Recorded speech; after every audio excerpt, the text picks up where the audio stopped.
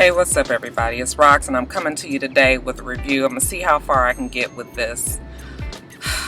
My son must have used my computer last night after I went to sleep. My computer was charged at the time. And now I'm getting on and my damn thing is on 7% and I don't have the adapter to charge it in my car right now.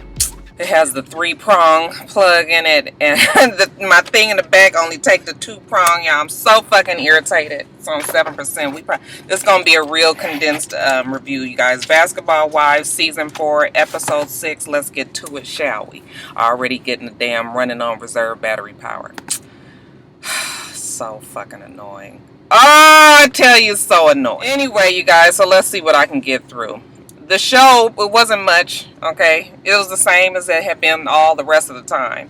Okay, they still drunk at the house. Shawnee walks in at 10 p.m., okay, and she's just trying to figure out what the hell is going on. I was just like, if your ass would have got there maybe even 5 hours earlier, you would have been able to catch on. But, you know, she gets there. Jackie is on 1, okay, 20 on 10. She's just trying to make sense of it. Jackie comes out telling them, you know, the same old Jackie shit. Oh, this ain't gonna work.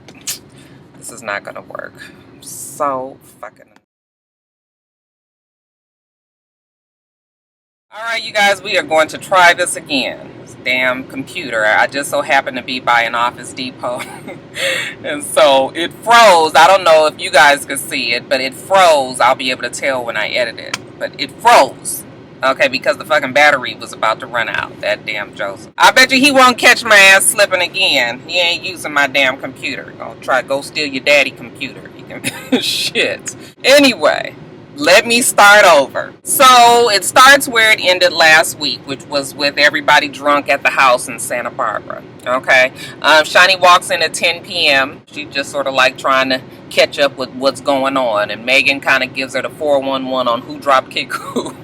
Shout out to Aretha Franklin. Shawnee is just like, okay, well, it look like it's all done now. Is everybody good? And, you know, they're basically like, hell no. Jackie hears them talking about her, so she comes in there. She's just like, you know, I'm just sick of this. Who in here has a problem with me? And everybody pretty much was like, I do. Shawnee was just like, well, Jackie, it looked like everybody got a fucking problem with you. You is the problem. Jackie's always been the problem. I don't know why she acts like she don't know that every single fucking season. So, you know, the girls kind of break off and Drea is talking to Megan and was just basically like, you know, that girl is not your friend. She didn't have your back. You said that she was your friend. It's not a real friendship and all of this. Well, Jackie hears her name in the conversation.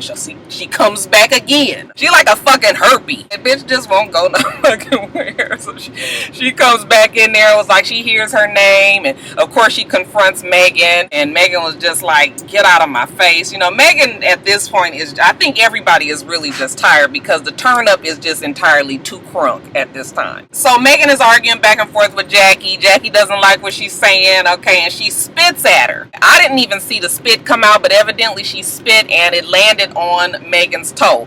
Yeah, that's fucking fighting. And I'm not even a fighter. I'm gonna try my hardest to get some good licks in on a bitch that spit on me. Okay, so you know, Megan jumps up, she grabs a water bottle, and she throws it at Jackie. And then Jackie turns around and she waits for security to jump in between the two of them so that she can come towards Megan. Look, I just kind of feel like Megan is trying not to go there on this show. You could just tell that this whole Santa Barbara trip has gotten so out of control for her and that she is just really trying to maintain. I don't know if she would have beat up Jackie or not. I ain't saying that, even though I believe it, Jackie is pretty much all talk. But when a motherfucker is hyped up and shit like that kind of drunk, them motherfuckers be the kind that pick up shit and be fucking you up with tables and stuff. So, you know, you can't even be getting into no fight with no fool like that. So, yeah, they fighting back and forth between, you know, with the security in between them. Nothing really happens, but, you know, Jackie is just upset. She's got to go. She calls her assistant like, I'm going to leave here before I go to jail. I'm going to fuck somebody up, yada, yada, yada. Again, she's walking out the door and, you know, here go Malaysia. She go running after her like, please don't leave. You know how Malaysia is always trying to. I was just like, let the bitch go. Like, what the fuck is she serving at this point? It's just entirely too much. It is team too much. Fucking 50 on 10, you guys. Just let her go. I don't know for a fact if she did or didn't go, okay, because she was so drunk they didn't want her to drive. But I was just like, you know, you ever been so pissed off at your friend that you go out with, and they so fucked up, you just can kind of see as the night progresses how this shit is about to go, okay? And then they get to crying and carrying on, and everybody starts to, you know, tend and cater to them, and you just be sitting over there like this. The fuck wrong with this bitch? Every goddamn time we go somewhere, your motherfucking ass gotta act stupid. You be pissed the fuck off. Everybody be trying to get them to calm down. Fuck that bitch. Let her go home and sleep this shit off, okay? Because at this point, I'm about sick of everybody. God, now my phone is about to die. You guys, it must not be meant for me to do this damn video today. Plug it into the... Hold on, you guys. Now it's gonna freeze the computer up because it's gonna try to read my phone and back it up and all of that. Oh God, I'm never gonna get done with this. It's gonna take up my whole damn lunch. Okay, you guys, so Shani meets with Megan later on to find out what happened while she was gone. Okay, and like I said, if you'd have got your ass there, but you know, Shani didn't really want to be this. I'm sure she knew what was going on. She's the fucking executive producer. I'm sure she had been enlightened by the staff of what the fuck was going on. So, but she needed to hear from Megan's point of view. And Megan's just like, look, I'm tired of this whole Jackie shit. Even though Megan did bring it up. Okay, Megan, I just need Megan to think things out a little bit more. I still like Megan, but I feel like Megan is childish and hasn't quite learned to communicate, you know, all that well. Some of it might be because she's come from a different show, just a different way of doing shit over here. Okay, she ain't got the hang of it yet. But she was just like, I'm tired of them talking about me and being Jackie's friend. Basically, Megan didn't really want to be brought in as Jackie's friend, and she did, and she lied, and then it got out of control. But she still believes that Drea is the one that, what did Shani say, pokes the bear and then throws the stick. Yeah, I will admit Drea does do that. But in this case, as far as the Santa Barbara trip was concerned, I don't think Drea did that. I think that they are putting it on Drea when really it was, you couldn't even really tell who was the one that was really inflaming everything because Jackie was so out of control. Shani agrees with her. I have a feeling that Shani just doesn't really like Drea all that much either. Now, Malaysia and Single White Female, they get together with Angel and they basically are going to interview her on her friendship with Drea. For the life of me, I can't put this, you know, it's almost starting to sound like Malaysia is jealous of Drea's friendship with Angel. And I don't know why. Like, I mean, maybe because she felt like her and Drea were, you know, a little bit thicker as thieves than she's found out that they are. But it's just like, girl, like, if somebody tells me I'm not their friend, unless it's somebody that I have invested years and years and years and years of friendship with, then you know what, fuck it. I've let a lot of friends go. I had just had a talk with Jada the other day. You know, she was just saying, I don't do as much with my friends. I was just like, because these people in Atlanta, with the exception of a few, are not really my friends. They're considered acquaintances. But yeah, I've been burned by a few people, you know, so I've had to let shit go. And it's unfortunate, but you know, it ain't nothing that I'm fixing to lose much sleep over. So I'm not really understanding why Malaysia is where she is right now. You know, I'm just like, girl, you need to just relax. So I'm not sure if it's for the show or what. But yeah, she and Single White Female, they interview her, want to know how long she been knowing Drea and all this. Like I said, it's stupid. But what was interesting to me was that Malaysia still loves Megan. And you know that because Malaysia loves Megan, then what? Single White Female also loves Megan. Because she gonna do whatever Malaysia do. So as of now, even with all the shit that they've been through, Single White Female likes Megan. Okay, wasn't you just ready to kick her ass the other day? And I looked at that fight again and I was just like, bitch, you had a whole bunch of time, space, and opportunity between you and Megan too, and you didn't do nothing. Okay, these girls don't want it with Megan. I don't even know if she would win the fight, but they ain't really trying to find out. Now, later on, Jackie meets with Drea. And this is where we find out that really Jackie has decided to take herself out of the equation and keeps on saying that everybody else made her do A, B, C, and D. In this case, she believes that Drea is the reason for instigating the fight. That was why she spit on Megan, and that's why everything got so out of control. I will admit, when they watched when they showed the fight, little flashback scene or whatever, Drea did, they were in between Jackie and Megan. So yes, they were kind of keeping her away from them. and she eventually went over to the side. So in that case, Jackie is telling the truth. I am even surprised that the bitch can remember that as fucked up as she was. But yet and still, even with all that going on, that is no reason for you to go off on Megan. Like, you was trying to take up for Megan. Why are you mad at Megan with everybody else that was going on? So, you know, Jackie's whole thing was Drea was the one that was instigating it. Drea was just basically like, bitch, you are crazy. Like, you need to go to therapy. She asked her, did she know what shock therapy was? It's so funny that people just to her face tell her she's crazy, okay? It ain't even no beating around the bush no more. Jackie is pissed. She's yelling at her. And her thing is she wants to fuck up Megan. Still don't know why. She wants to fuck up Megan because Megan kept on saying that she didn't have her back. It's just like her anger is so displaced. It's so not even displaced. It's so just out the fucking blue and crazy. It's just, oh my God, Jackie is a study. Drea's whole thing was just like, nobody made you do anything. You did what you wanted to do. And stop trying to blame it on everybody. Everybody needs to be accountable for their own actions. Jackie still feels like, yeah, she's being accountable. That they made her do it. You guys are just like, oh my God, this Jackie, she is just lunatical. That's not a word, huh? But it sure seems like it should be. A lunatic. Now, we changed the pace a little bit, and you know, because it's just too much shit with Jackie and all that. And Malaysia and Single White Female, they go to a spin class with Patrice. We all know the story between Patrice and Eddie, you know, him and the baby mama, you know, the two kids that he had with the baby mama. The mama and the daughter were killed, and the little boy is the one that's left. Real crazy story. I didn't realize it was Patrice that they were talking about in the show because they changed the name. But I'm assuming that Patrice is actually the woman that he was married to at the time when he had the second child with the girl that was killed. So anyway, Patrice has it's a lot of stuff going on with Patrice. And, you know, our hats off to her. You know, she took in the little boy and has accepted him as her own because, you know, it's not the boy's fault that he's here. It's the result of the father.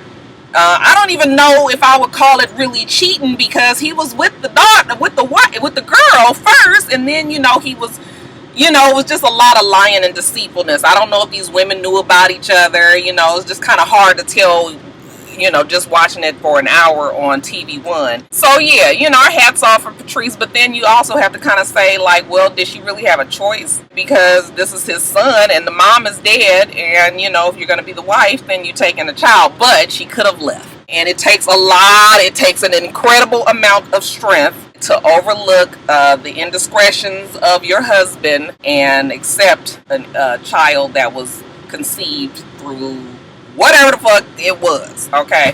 But she's trying to figure out if she's going to adopt the child because Eddie is about to leave and, you know, she's in charge of the family while he's overseas playing basketball, and she just needs to know that she can make decisions for the little boy while he's gone, as well as if something happens to Eddie, okay, they don't try to snatch him away, okay, meaning the mother's family.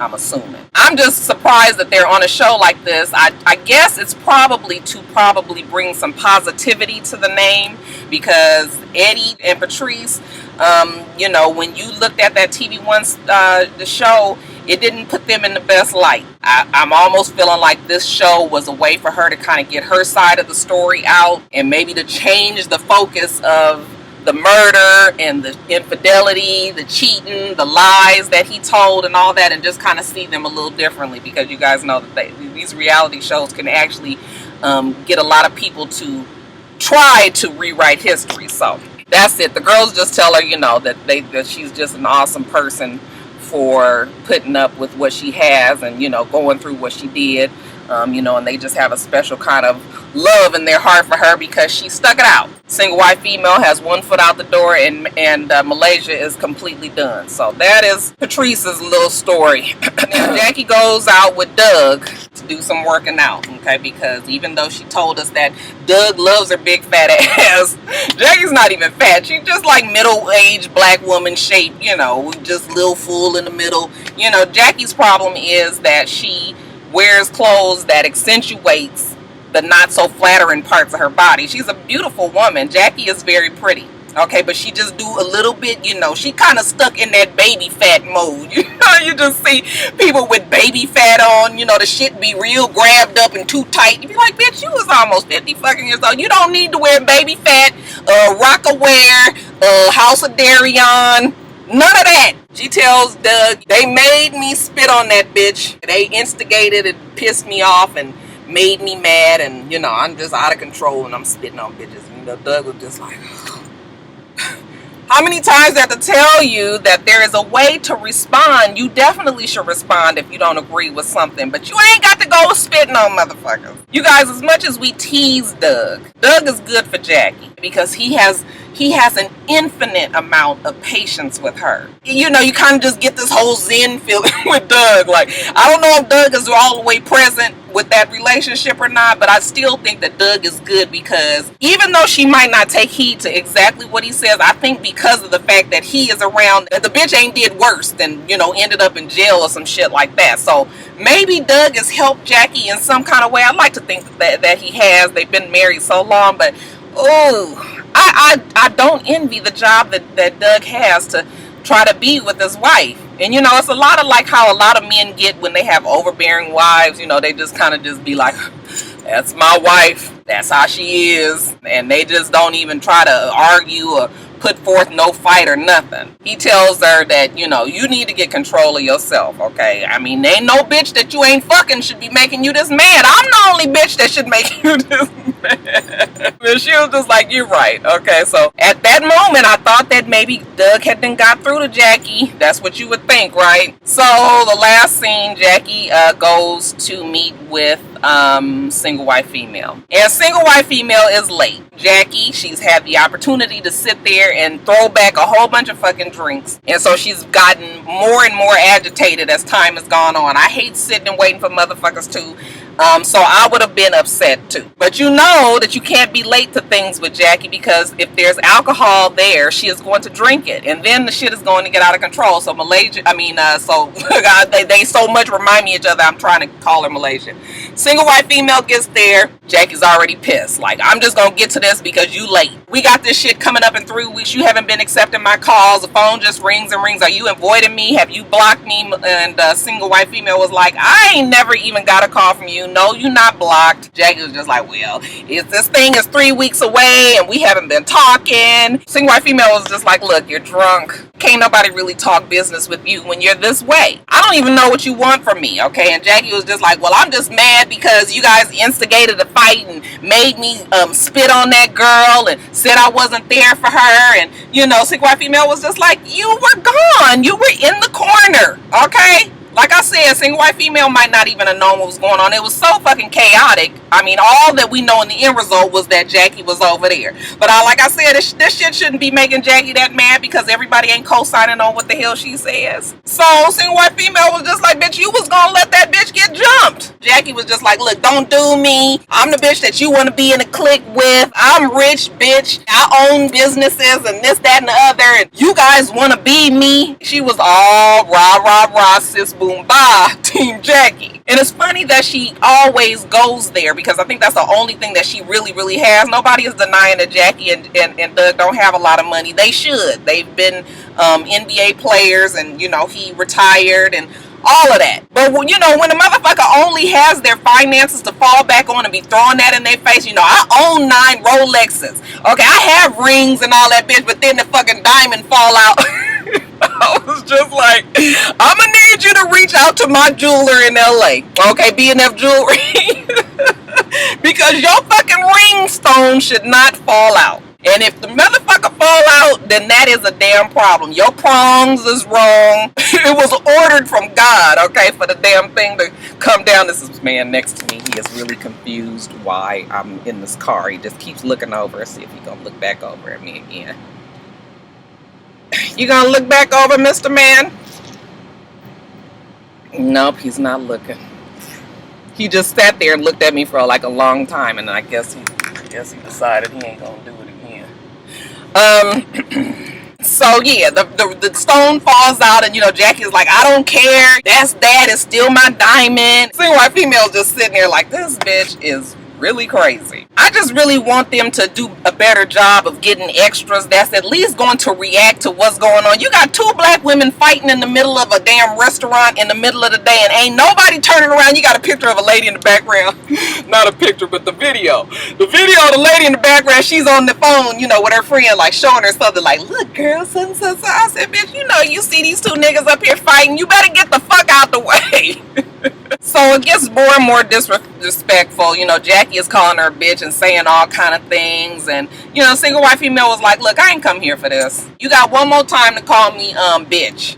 And you know Jackie was just like, bitch. And single white female was like, I'm out. Okay, jumps up, and while she's walking out, she throws a perfectly fine plate of french fries. Jackie, I was just like, you ain't even eat none of that. Then of course Jackie jumps up and throws her mimosa or whatever her drink was, you know, at the back of single white female, like kind of gets on the back of her, you know, the back of her little hair right there. But she doesn't turn around, she doesn't engage, she just continues to walk off, which was probably the best thing to do because Jackie is just fucking crazy. Alright, you guys, that's it. So I've used up all my lunch. I'm supposed to be taking back these damn shoes for Jada. That Jada and her school shopping, it just never ends. Anyway, I have got to get to Foot Locker, you guys. I got the damn bag right here. Anybody want to buy a pair of 6 kids Air Force Ones, the white ones? Jada now all of a sudden gonna tell me she don't like them because they make her foot look big. It's the wrong one. How the fuck many are there? I was just like, Jada. So we was at the store running around all this weekend trying to figure out what the hell, you know, the shoes she changing in them. Anyway, motherfucker gonna give me my $100 back. That's what I know today. So I'm fixing to run to the store. Not that you guys felt like hearing all of that. The blackout is coming up, you guys, a couple of weeks.